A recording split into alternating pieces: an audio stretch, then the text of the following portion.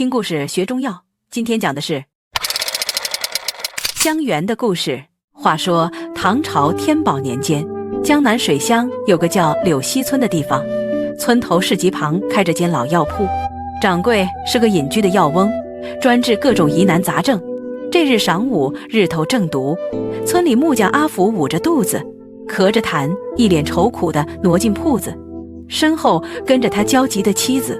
阿福近些日子因家中老母病重，木工活计又感心里憋闷，胃脘胀得像塞了石头，夜里还咳得痰多气短，整个人瘦了一圈。药翁正蹲在草炉边晾草药，见阿福进来，抬眼一瞧便笑道：阿福啊，你这气色怕是肝气郁结，痰湿内阻了，来来，试试咱们这香橼。说着从陶瓮里取出个黄澄澄的果子，椭圆形，皮厚实，一剖开，香气扑鼻，正是香橼。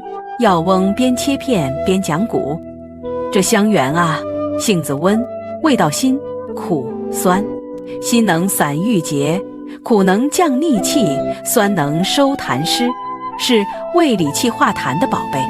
早年间《本草拾遗》就记它主心下气痛，专治你这种因情绪堵出来的胃胀。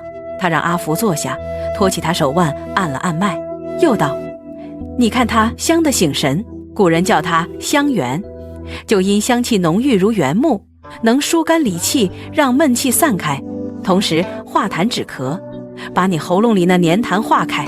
药翁将香橼片放进瓦罐，加清水慢煮，热气袅袅中继续唠嗑。咱们村里老辈人常说，香橼是解郁药食，化痰灵膏，用法也简单，切片泡水喝，或像这样煮汤，每日2回。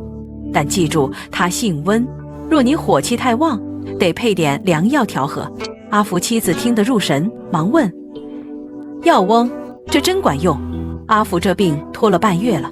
药翁点头：放心，香橼理气和胃，你胃胀自消，化痰止咳，夜里就不咳了。不过啊，根子还在，你心结多宽宽心，药效才佳。阿福喝下药汤，只觉一股暖香顺喉而下，胃里松快不少，咳痰也少了。几日后，他症状大减，逢人便夸香橼神奇。从此柳溪村家家备些香橼干片，遇着情绪不佳，痰多咳嗽，便泡水喝，成了百姓的顺气果。